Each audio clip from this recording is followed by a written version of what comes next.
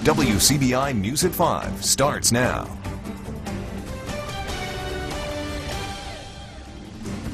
Thanks for joining us tonight at 5. I'm Scott Martin in for Andrea tonight. The investigation into a standoff with law enforcement turned shootout continues in Clay County. Johnny Dismuke is undergoing surgery in a Tupelo hospital today with multiple gunshot injuries. The 10-hour standoff started late Thursday afternoon at a home on Northwood Forest Road. Clay County Sheriff Eddie Scott says a gunfire was exchanged between Dismuke and law enforcement. Deputies and West Point officers went to Dismuke's home to serve a mental commitment order. As they approached the home, Dismuke fired shots and then barricaded himself inside. A shield stopped the bullets from injuring those officers. Dismuke was the only person injured. The charges are expected against him. The Mississippi Bureau of Investigation has now taken over that case. Well, law enforcement say that dealing with cases involving mental illness is growing here in the Magnolia State. Statistics show that 1 in 5 adults have a mental health condition, or more than 40 million Americans. For the Magnolia State, that means mental health facilities are filled to the brim and are unable to house any more. Lowndes County Chief Deputy Mark Miley says that makes getting the job done a little harder. A tone of voice can change their attitude. They may get set off by seeing too many officers. They may get set off by seeing a uniform or anything like that. So you try and get as much history as you can before you go out there from the family to see the best way to approach. Well, Mental Health America reports across the nation there's up to 6 times the patients to only one mental health professional. Well, another sexual battery charge is stacked against a Tupelo man arrested in Monroe County. This man, 20-year-old Gavin Rosebud, was arrested Wednesday for his alleged sexual relations with a juvenile. He now faces 2 sexual battery charges. You may remember Rosebud from an earlier arrest this month that involved an incident where pornographic images were taken at an after-prom party. We'll have more updates on this story as they become available. Well, it's a tough day for many here in North Mississippi as we reflect back to 7 years ago today. It was on a Wednesday back in 2011 when the town of Smithville was devastated by an EF5 tornado with winds greater than 200 miles per hour. Well, every day for 7 years, the people whose names are on a memorial are remembered by their family and close friends. Well, those in the town plan to celebrate the life of the 16 people that were killed on a ceremony that will take place Saturday. The storm is ranked as one of the most damaging by the National Weather Service. Town Clerk Kim Johnson says the service will mark the time of the storm. Tomorrow we are having a remembrance service. It'll start at 3 o'clock, and at 3:47 we'll have a moment of silence, but we're going to have several local preachers come and say a few words, and we're going to recognize some of the family members that were lost. The Smithville tornado was part of what came to be known as a super outbreak of tornadoes across Mississippi and Alabama.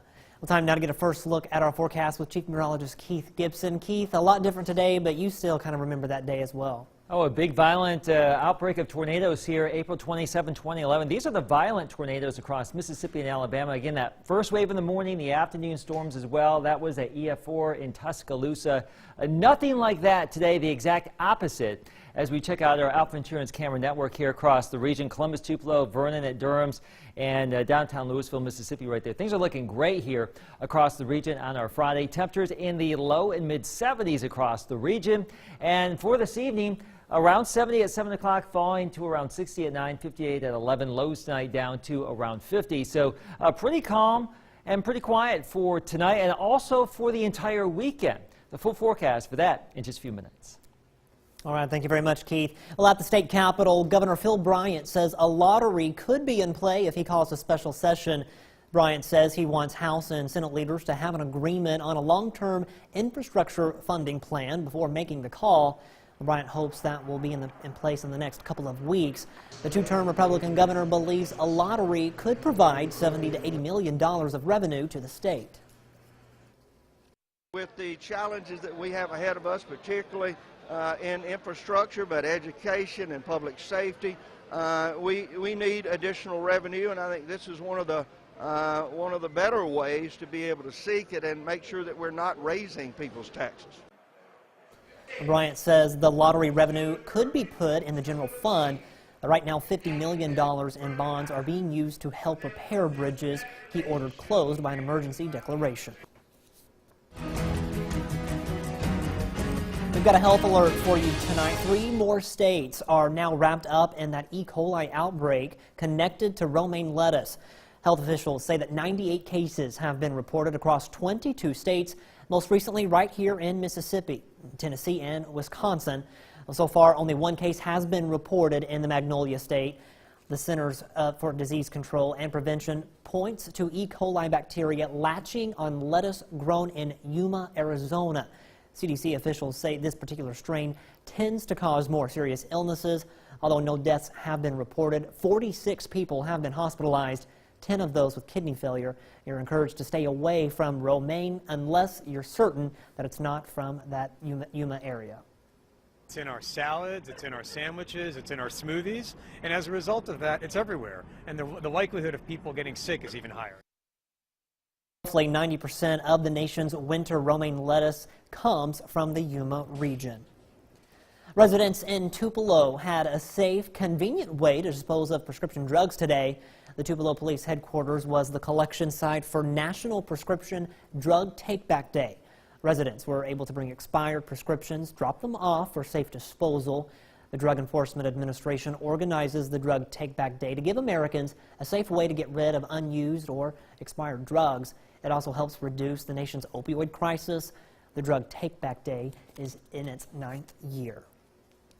It's a celebration 60 years in the making. Employees and their families at the Tronox plant in Hamilton are treated to an anniversary party today. The more than 400 full-time employees at the Hamilton plant work with titanium dioxide. That's a white pigment used in coatings and plastic. Their website says that manufacturing operation is the 3rd largest of its kind in the world. Tronox President Jeff Quinn says they're also good community partners.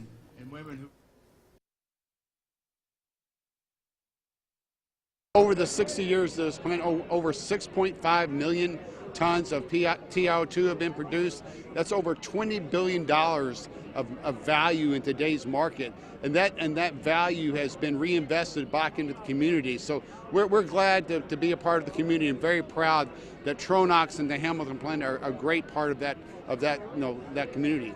And all of his direct reports. Tronox also honored employees celebrating 40 years and 45 years with the company. A horse therapeutic arena is riding into town, and they need your help. Meet the couple behind Sunshine Stables when we come back.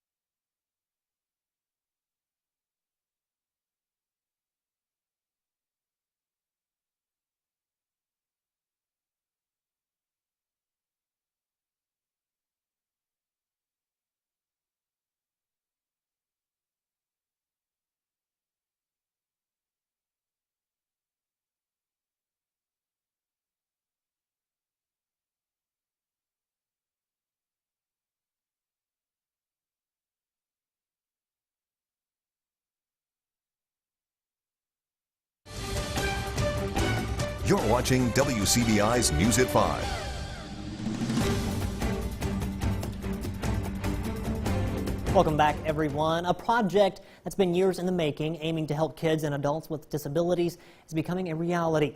Sunshine Stables, a nonprofit horse therapeutic arena, is set to open soon, but they still need your help. I was out there earlier this week walking the grounds of the future home of Sunshine Stables.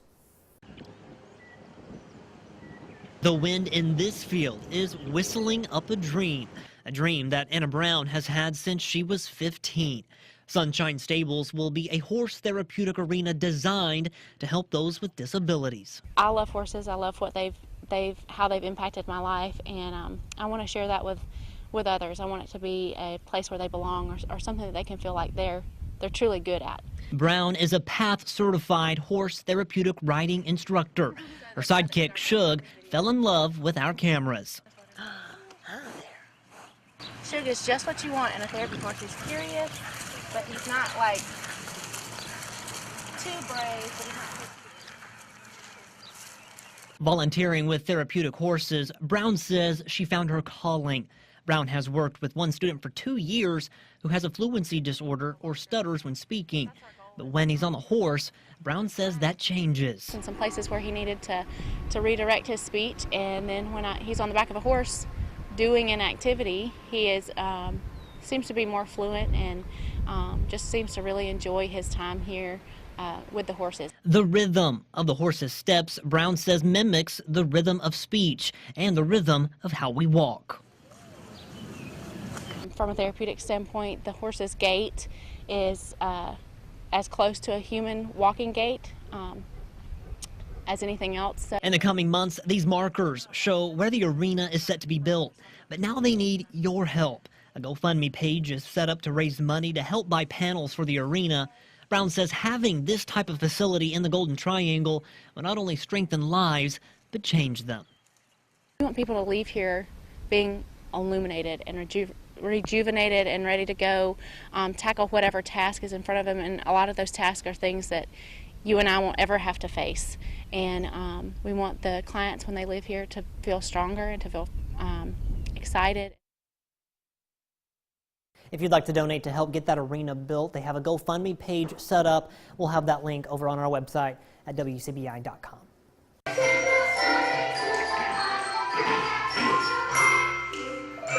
Well, business and civic leaders from across Tupelo got the chance to see how a public-private partnership helps students and teachers. The annual Association for Excellence in Education held its end-of-school-year lunch today. 33 grants were awarded to teachers, totaling more than $75,000. I really feel like this is what sets Tupelo apart, that folks in the private sector come together and raise funds to help these teachers do things in the classroom that they wouldn't otherwise get to do. Some people think we're spending a lot of money on education, but I always like to compare. We're spending about $7,000 a year per student and $26,000 a year per prisoner in the state of Mississippi, according to the Department of Corrections. So, you know, I don't know what the right figure is, but I know those two figures, at least there's an opportunity to get a return on our investment with young people.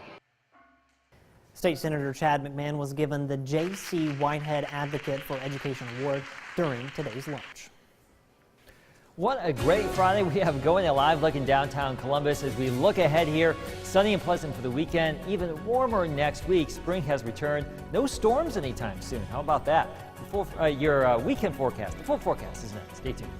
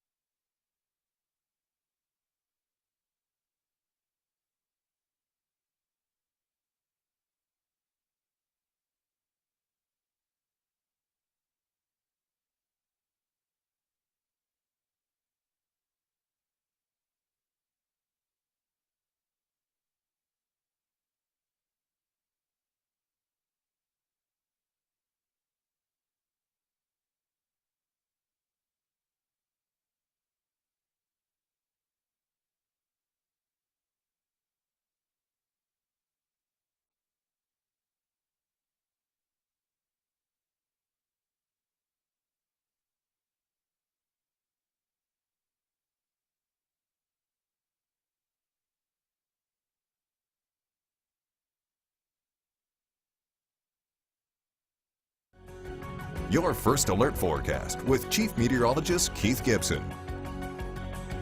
Picture perfect for our Saturday, mid to upper 70s. Some spots will get up to around 80 degrees. Take advantage of this great weather. A little bit cooler Sunday, but notice how we stay sunny. Not too bad at all.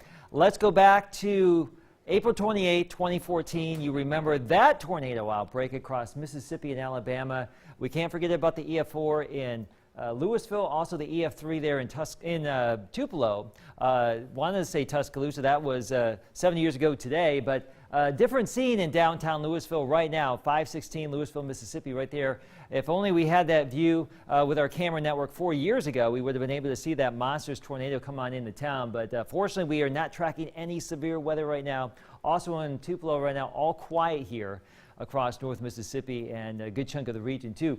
The sunshine stretches all the way back to the high plains and the northern Rockies, and that will be the pattern for a while here. So don't expect anything of significance as far as the weather pattern is concerned as we go throughout the next couple of days. That's certainly good news. Temperatures right now into the low to mid 70s. We will really start to warm things up across the lower 48 going into next week, and we're actually looking at several days in a row with highs in the low to mid 80s next week. So spring's coming on back just in time for May. Tonight, clear and quiet, seasonably cool down into the upper 40s to around 50. Our planner for Saturday, basically wall-to-wall sunshine here by 9:63, 74 by noon, 77 or so in the mid-afternoon hours. But some of you will be a little bit cooler than that. Corinth at 74, 76, and Pontotoc flirting with 80 or 81, Louisville and Macon, a pretty warm Saturday for us. But there will be a cold front that will move through sometime late tomorrow. It will move through dry, so no rain expected with that. Hardly any clouds either. High pressure for Sunday, that will bring us a northeasterly wind, so slightly cooler as we talked about earlier. We start to see those southerly winds return as we get into next week. So warmer temperatures, even more humidity too. But rain chances will remain limited until next Friday, maybe Saturday too. So between now and then, things are actually looking quite good here across the region. So there's your weekend. Mid to upper 70s Saturday, a little bit cooler, low 70s Sunday. Chilly at night still, especially Sunday night, but we rebound nicely, upper 70s on Monday. Low to mid 80s Tuesday, Wednesday, Thursday, Friday, Scott. And again, limited rain until maybe next Friday.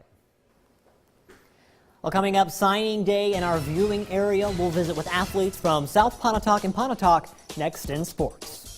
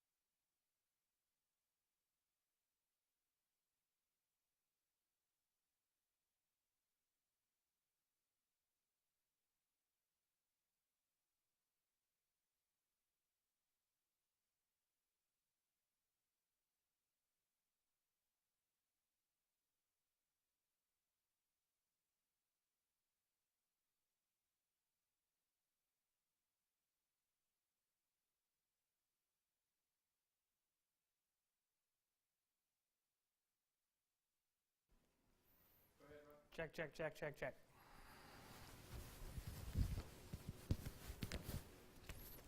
One more time. Check, check, check, check, check, check, check. Checkity, check, check, check.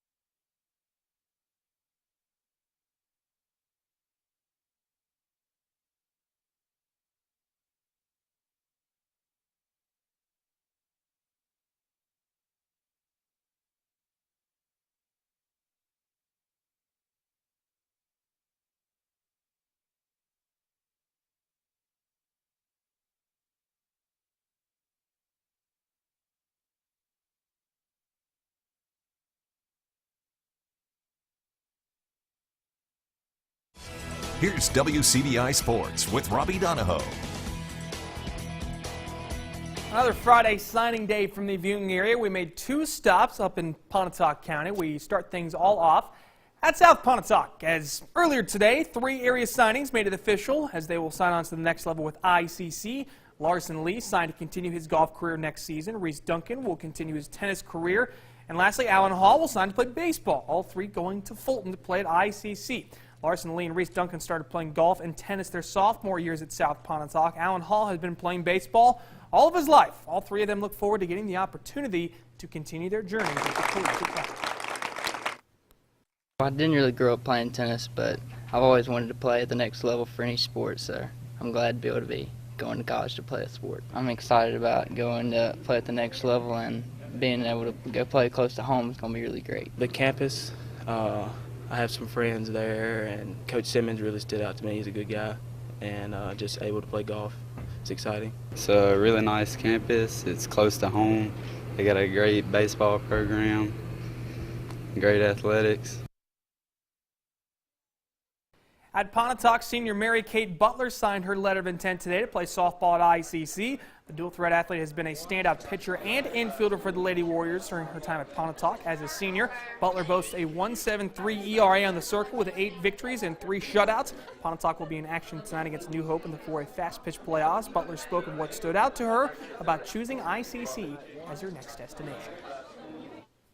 I think it'd be a great opportunity to play for an amazing program, and I just think that's where God's leading me. ICC is very close to home, and it gives me the opportunity to play near my family and friends.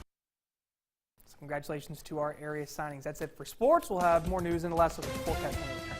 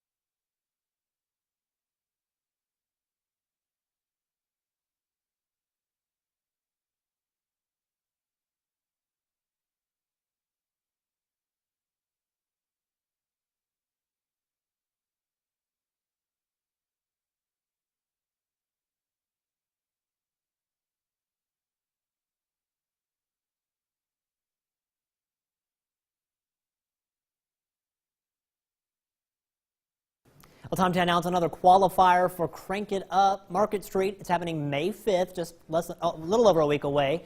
Well, this year, WCBI and our sponsors are giving away a freshly made over Nissan Pathfinder. It's got new paint, new tires, and a bump and sound system to blow your socks off. Tonight's pre-qualifier is Peggy Patchen from Vernon, who pre-registered and pre-qualified at Durham's Pharmacy there in Vernon.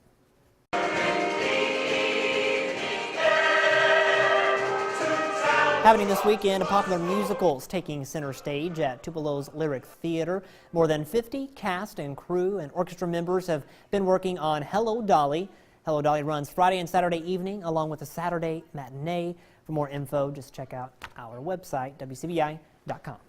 On a positive note, you won't need your rain jacket if you're heading out to anything this weekend, including that play. So enjoy the sunshine. We've earned this great weekend, even warmer next week, Scott. I cannot wait. This is actually the best weekend we've had in months around here. I'm loving it. Not complaining. All right, Okay, thanks, good. Keith. Thanks for watching. We'll see you back here at 6.